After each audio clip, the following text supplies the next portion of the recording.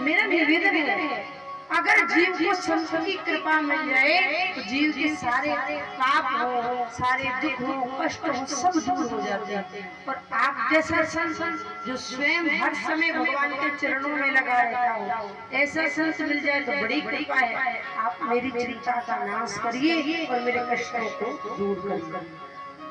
नारद जी ने ज्ञान वैराग्य के पास में जाकर उनके कानों में कई वेद वेदांतों का पाठ किया, लेकिन ज्ञान वैराग्य के ऊपर उनका कोई असर नहीं।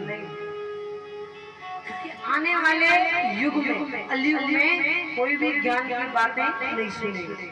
और देखिए सबसे बड़ी बात आप अपने जीवन में यहाँ देख सकते हैं, 3 दिनों तक भक्तों की संख्या कम रहेगी, लेकिन हाँ जब चौथा दिन आएगा, जब ठाकुर जी को जन्म होगा ना, तो भक्तों की संख्या बढ़ जाएगी। क्यों?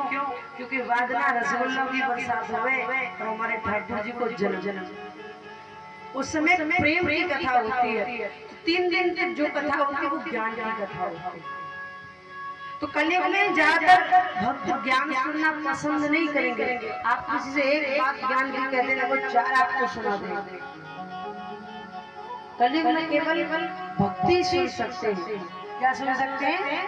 भक्ति। और भक्ति कहाँ मिलेगी? केवल ठाकुर जी के चरणों में और भगवान की कथा, जो भागवत कथा था। तो वेद वेदांतों में केवल ज्ञान की बातें, केवल ज्ञान। इस नियम से सेवा करनी है ठाकुर जी की, इस नियम से ठाकुर जी को भोग लगाना है, इन मंत्रों के द्वारा मिलाना है, इन मंत्रों के द्वारा खिलाना है, इन मंत्रों के द्वारा सुनाना है। हर नियम है। अगर आपने किसी बाथरूम में प्रवेश कर लिया तो 4-5 बार स्नान, बड़े नियम की। वेदों में पवित्रता का बड़ा वर्णन है, लेकिन आजकल कोई ऐसा है जो पवित्रता लेकर ज्यादा चल रहा है? कोई आज कलयुग में इतनी पवित्रता का पालन नहीं किया जा सकता। पर सेवा कैसे करेंगे? सेवा तो बहुत पवित्र था, पवित्र सेवा है भाई, उसको सेवा कैसे करें? तो इसलिए भक्ति के द्वारा आप भगवान की सेवा कर सकते हैं। इसके द्वारा प्रेम और भक्ति के द्वारा। प्रेम में देखो, आप अगर नित्य सेवा करते हैं, सुबह पूजा करें, पूजा 2 प्रकार की होती है। एक होती है प्रेम की पूजा और एक होती है केवल ठाकुर जी की पूजा, जो आप सुबह और शाम करते हैं।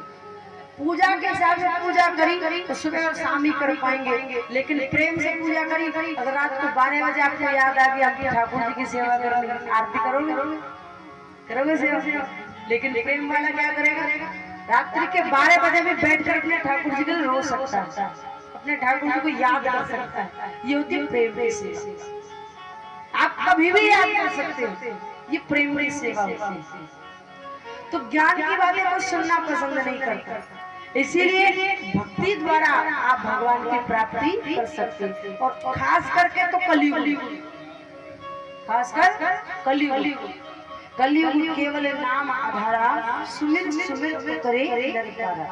कलयुग में केवल नाम के द्वारा ही कल्याण है, लेकिन नाम कल्याण तभी करेगा जब नाम पर आपका विश्वास हो, प्रेम हो और सबसे ज्यादा अटूट रिश्ता आपने भगवान से बनाया है। ऐसा नहीं केवल नाम ले लियो और है वो कल्याण, उसमें प्रेम का होना भी बहुत जरूरी है, भाव का होना भी बहुत जरूरी है, और विश्वास का होना भी बहुत जरूरी है। अब रात को आप कहीं जा रहे हो और रास्ते में एक क्या बोलते हैं उसको, रस्सी लटकी हुई है, आपके पास उजाला नहीं है देखने के लिए, तो आपको क्या लगेगा? सांप पड़ो भैया, दूर पहुंचगा तो खा जाए। और वही अगर आपके पास प्रकाश है तो आप देख सकते हैं कि वो रस्सी है कि सांप। तो यही भक्ति की होती है। अगर आपके पास भक्ति है, प्रेम है, भाव है, तो आप भवसागर पार कर जाएंगे। और अगर आपके पास विश्वास भी नहीं है, भाव भी नहीं है, प्रेम भी नहीं है, तो आप भवसागर पार करने वाले नहीं। सूत जी महाराज शौनकादिक ऋषियों को कहते हैं। नारद जी ने वेद वेदांत का पाठ किया लेकिन कोई असर नहीं हुआ। अंत में नारद जी उदास होकर पहुंच गए सनत कुमारों के पास, जो ब्रह्मा जी के 4 पुत्र हैं। उनसे प्रार्थना करी है, तब उन्होंने बताया है अगर ज्ञान वैराग्य का बुढ़ापा दूर करना है तो उन्हें भागवत कथा का रसास्वादन कराना पड़ेगा, तभी जाकर उनकी मूर्छा दूर हो पाएगी, भक्ति के कष्टों का निवृत्ति हो पाएगी, उसका कल्याण हो पाएगा। तब जाकर हरिद्वार में गंगा जी के किनारे भागवत कथा का आयोजन किया गया। वहाँ कथा प्रारंभ हुई है। 3 आसन बिछाए हैं भक्ति ज्ञान वैराग्य के लिए। श्रोता के रूप में नारद जी बैठे हैं और वक्ता के रूप में ब्रह्मा जी के 4 पुत्र विराजमान। कथा प्रारंभ हुई। नारद जी ने एक प्रश्न किया, महाराज अगर इस कथा को सुनकर किसी संत का कल्याण होता है तो इसमें कोई आश्चर्य की बात नहीं है, लेकिन क्या कभी इस कथा को सुनकर किसी पापी का कल्याण हुआ है? तो बताया गया है कि हाँ, जिसने जीवन में पाप किया और पाप करते करते उसकी मृत्यु हो गई और मृत्यु के पश्चात प्रेत योनि प्राप्त की हो, मुक्ति ना हो रही हो, अगर उसके नाम से भी भागवत करा दे तो ये भागवत उसका भी कल्याण करती है। इतनी शक्ति भागवत में। आत्मदेव नाम के ब्राह्मण थे जिनके कोई संतान नहीं थी, पत्नी झगड़ालू थी, बेचारे घर घर जाकर कथा करके अपने जीवन का पालन पोषण करते थे। जब पड़ोसियों ने ताना मारा तो दुखी होकर के पहुंच गए जंगल में बैठे बैठे रो रहे थे। संत ने देखा कि ब्राह्मण रो रहा है तो पूछा जाकर के कथम रोग शिव प्रतम काते चिंता बलेश, क्या बात है आप क्यों रो रहे हैं? तो आत्मदेव जी ने बताया महाराज मैं बड़ा परेशान हूँ, पड़ोसी ताना मारते हैं कि तेरे घर संतान नहीं है, तेरे हाथों से पितृ स्वीकार नहीं करते भोजन, और तेरे घर की जो गाय है वो बांझ हो गई है, तुलसी का बिरवा सूख जाता है क्योंकि तेरे घर संतान नहीं है। इसलिए महाराज मुझे आपको संतान दीजिए वरना आज मैं अपने प्राणों को त्याग दूंगा। संत ने कहा पागल हो गया, ये जीवन बड़ा अनमोल है, हर किसी को नहीं मिलता। अगर तुझे संतान नहीं तो देखिए जिसके पुत्र होता है तो समझ लेना कृपा होगी, जिस पर पुत्र ना हो ना तो समझ लेना बहुत बड़ी कृपा होगी। अरे पुत्र यदि सुपुत्र है तो जीवन स्वर्ग है, अगर वही पुत्र निकल आए ना तो जीवन नरक से भी ज्यादा बेकार है। पुत्र नहीं है तो कोई बात नहीं, अपने भगवान को अपना बेटा बना ले। दुनिया साथ छोड़ सकती है लेकिन भगवान को हमारा साथ नहीं छोड़ सकता, और रिश्ता मरते दम तक निभाएगा। आत्मदेव जी महाराज को ज्ञान न सुनो पुत्र चाहिए, कृपा कर। संत ने कहा नहीं मानेगा पहले फल दे दिया, पत्नी को खिला देना, लेकिन पत्नी ने भय के कारण वो फल गौ माता को खिला दिया। महाराज मैं खाऊंगी गर्भवती हो जाऊंगी, कहीं सुनाओ घर में आग लग गई सब भाग जाएंगे, नहीं रह जाएंगे, नंद आएगी तो पूरे माने समेट के ले जाएगी। क्यों मैं खटिया में पड़ी रहनी रोकने वाली थोड़ी।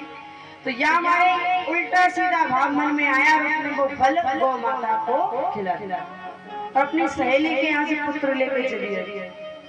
गौ माता ने भी एक पुत्र को जन्म दिया जिसका नाम गोकर्ण रखा गया, जिसका शरीर मानव का था और कान जो थे वो गौ माता जैसे थे, इसलिए उसका नाम पड़ा गोकर्ण। बोली गोकर्ण महाराज जी की। अब धुंधकारी नाम रखा गया है धुंधली के पुत्र का। अब दोनों में बड़ी भिन्नता है। गोकर्ण पंडितों ज्ञानी धुंधकारी महात्मा। गोकर्ण महाराज बड़े ज्ञानी हैं, पंडित हैं, लेकिन धुंधकारी महामूर्ख, गलत आदतों में वो बालक पड़ गया। याद रखिएगा जिस घर में एक बालक होता है उसके संस्कारों पर ध्यान देने की बहुत जरूरत है, क्योंकि उसकी बिगड़ने के लक्षण ज्यादा रहते हैं। माता पिता को लगता है इसी का तो है, इसी का तो है, ले जाने दो, खाने दो, पीने दो, और जब वो बालक धीरे धीरे गलत आदतों में पड़ जाता है, अगर तब आपने नहीं सुधारा तो बड़ी होकर यदि आप उसको रोकेंगे तो आपको रुकने वाला नहीं। इसीलिए उस बालक के संस्कारों पर ध्यान देने की बहुत जरूरत होती है। आप अपने बच्चे को मोबाइल चलाना सिखाओ ना सिखाओ चलेगा, आप अपने बच्चों को गुड मॉर्निंग कहना सिखाओ ना सिखाओ चलेगा, लेकिन अगर अपने बच्चों के अंदर राम राम करना नहीं सिखाया, राधे राधे करना नहीं सिखाया, बड़ों का सम्मान करना नहीं सिखाया, तो आपका जीवन व्यर्थ है। अपने बच्चों के अंदर संस्कार का होना बहुत जरूरी है। सूत जी ने कहा, धुंधकारी जब गलत आदतों में पड़ा, अपने माता पिता को गाली देने लगा, मदिरापान करने लगा, पिताजी बड़े बड़े लोग, इससे तो पुत्र ना हो तो अच्छा था, बड़े दुखी हो गए। गोकर्ण महाराज ने ज्ञान दिया, पिताश्री जीवन इसको नहीं कहते ग्रस्त को पालो, जब ग्रस्त पूरा हो जाए तो जीव को भगवान की शरण भी ग्रहण कर लेनी चाहिए। बालक हो गए, परिवार आगे बढ़ रहा है, आगे अपना काम करो। 40 के बाद आपको अपने भगवान की सेवा कर देनी चाहिए। 40 के बाद हम घर में ही बैठे रहेंगे, हमें तो सेवा ना करनी महाराज, तो जीवन को समय रहते भगवान की सेवा प्रारंभ कर देनी चाहिए। कुछ बच्चे कहते महाराज हमें तो बुढ़ापा आएगा जब भजन करेंगे, और कौन कौन पता बुढ़ापा आएगा, पक्की पता है समय की पल की भरोसा नहीं है, तो बुढ़ापे की तो बहुत दूर की बात है। कुछ पल की जिंदगानी एक रोज सबको जाना, बरसों की तू क्यों सोचे पल का नहीं ठिकाना। पल का भरोसा नहीं, बरसों की तो बहुत दूर की बात। पर चलो हम लोग मान लियो बुढ़ापा आ गए, बुढ़ापे में भजन करोगे, तो एक बात बताओ, जवानी में यदि खांसी आ जाए तो सांस ले वो दुर्लभ पड़ जाए ना पड़े, है ना, और वो खांसी बुढ़ापे में यदि तो खांसी पे ध्यान लगाओगे, भजन पे ध्यान लगाओगे, कर पाओगे भजन? तो इसलिए समय रहते भगवान का भजन प्रारंभ कर देना चाहिए। गोकर्ण ने जब आत्मदेव जी को समझाया तो तुरंत अपना घर परिवार छोड़ करके जंगल में भगवान के भजन के लिए चले गए। अब धुंधली अकेली रह गई घर में, तो उसको मारने लगा, पीटने लगा, धन मांगने लगा। मैया बड़ी परेशान, घर के सामने नहीं हुआ था, और उस कुएं में कूद करके धुंधली ने अपने प्राणों का त्याग कर दिया। ऐसे संतान से जिंदगी लेते बढ़िया मर जाए, प्राण त्याग दी। अब तो धुंधकारी अकेला रह गया, अब कोई रोकने वाला नहीं, टोकने वाला नहीं। 5 वेश्याओं को घर ले आया, 5 वेश्याओं को घर लाया, उनके पालन पोषण के लिए राजा के महल में चोरी करी।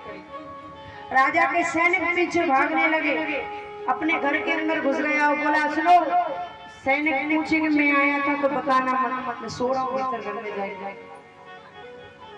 वेश्याओं ने विचार किया ऐसा ना हो या के चक्कर में हमें भी जेल है जाए, या हमारे धरे समेटो या यही खत्म करके चलो। आज हो रहा है ऐसा नहीं कि अभी भी नहीं हो रहा, अभी भी ऐसा हो रहा है। धन के लालच में किसी जगह तो बहन ने भाई को मार दिया, पत्नी ने पति को मार दिया, भाई को मार रहा है, क्योंकि आदमी को प्यार देता आदमी को मार देता आदमी, और आदमी को देख के ही जी रहा है आदमी, और आदमी के खून को ही पी रहा है आदमी, कोई दूसरा नहीं। सूत जी कहते हैं सोते हुए धुंधकारी को बांध दिया वैश्याओं ने, और जलते हुए अंगार उसके मुख में डाल के उसको मार दिया। क्योंकि अगर और तरीके से मारते तो शायद आवाज निकलती, पर इससे तो आवाज बंद हो गई, तो उसकी मृत्यु। जीवन भर पाप किया था तो देवता तो बनेगा नहीं, प्रेत योनि को प्राप्त हो गया। गोकर्ण महाराज जब तीर्थ यात्रा से आए हैं लौट करके, तो उनको परेशान करने लगा, कभी गाय बन जाता है, कभी रोने लगता है, कहीं आग लग जाती है, कहीं कुछ चीखने लगता है। गोकर्ण महाराज ने अपने कमंडल में से जल लिया, छिड़का और पूछा आप कौन है जो हमें परेशान कर रहे हैं? तो जवाब दिया महाराज मैं आपका भाई। कौन हूँ? भाई, मेरा नाम है धुंधकारी। गोकर्ण ने कहा मुझे पता चला था कि तुम्हें वैश्याओं ने मार दिया है, मैंने तुम्हारे नाम से गया में भी पिंडदान किया था, लेकिन मुक्ति नहीं हुई तुम्हारी। बोले महाराज मेरे जैसे पापी को गया में एक बार तो क्या 1000 बार भी श्राद्ध करोगे ना तो भी मुक्ति होने वाली नहीं। आप मेरी मृत्यु का उपाय कीजिए। तो गोकर्ण महाराज ने सूर्य भगवान से प्रार्थना की, तो सूर्य भगवान ने उनको भागवत कथा कहने के लिए कहा। एक सुंदर सा बगीचा था जहाँ पर भागवत मंच लगाया गया। कथा प्रारंभ हुई, 1000 भक्त बैठे थे कथा सुनने के लिए। अब धुंधकारी प्रेत है तो कथा में नहीं आ सकता। क्यों? क्योंकि जहाँ भी भगवान की कथा होती वहाँ पर बजरंग बली मौजूद रहते हैं। कौन रहते हैं? बजरंग बली वहाँ पर मौजूद रहते थे। और भूत पिशाच निकट नहीं आवे, महावीर जब नाम सुनावे। वहाँ पर कैसे आए? तो जहाँ कथा हो रही थी वहीं पर एक सप्त ग्रंथि का बांस लगा था। उस बांस में जाकर के धुंधकारी बैठ गए। पहले दिन की कथा पूरी हुई, पहली ग्रंथि फट गई। दूसरे दिन की पूरी हुई, दूसरी ग्रंथि फट गई। ऐसे ही जब 7 दिन की कथा पूर्ण हो गई, बांस फट गया और धुंधकारी एक देव योनि में प्रकट हो गया। यहाँ पर सूत जी कहते हैं आकाश से विमान आया है। गोकर्ण महाराज ने पूछा विमान किसके लिए आया है? देवदूत ने जवाब दिया ये विमान धुंधकारी के लिए आया है। क्यों आया है? क्योंकि इसने कथा सुनी। बोले कथा तो एक ने नहीं सुनी। अगर कथा सुन के विमान आता है तो कथा एक ने नहीं सुनी, हजारों भक्तों ने कथा सुनी, तो विमान एक के लिए क्यों? तब यहाँ पर देवदूतों ने जवाब दिया श्रोता 3 प्रकार के होते हैं। कितने प्रकार के? 3। और वो 3 प्रकार के श्रोता कौन है? ध्यान से सुनिए। गेहूं की खेती देखिए कहते ना बीज बोते हैं तो उगता अवश्य है। भगवान का नाम लेते तो कल्याण अवश्य करता है, पर कितना करता है ये देख लीजिए। हमने खेत में बीज बो दिया, एक बीज उगा और सूख गया, उगा और सूख गया। एक बीज उगा जिसमें दाना नहीं। देखी होगी कोई बाल होते जिसमें कोई दाना नहीं होता, बिल्कुल खाली। और एक बीज उगा जिसमें भरपूर दाना है, भरपूर दाना। उसी प्रकार श्रोता 3 प्रकार के होते हैं। एक होता श्रोता, एक होता श्रोता और एक होता श्रोता। श्रोता कौन? जो एकाग्रचित्त बैठकर केवल भगवान की कथा सुने वो है श्रोता। और श्रोता कौन? जो कथा में तो बैठ गए महाराज और बातें बनाए हुए लगे, कथा पर कोई ध्यान ना, केवल बात बनाई जा रही है। भजन ना गायो, चटकुला ना बोलो, अब थोड़ा सा कोई बढ़िया सी प्रसंग ना सुनायो, तो वो होते श्रोता। जो उगा तो सही पर अनाज नहीं आया, दाना नहीं आया। एक होते श्रोता, कथा में आए कोई सहारो देखो बैठ गए को बढ़िया सा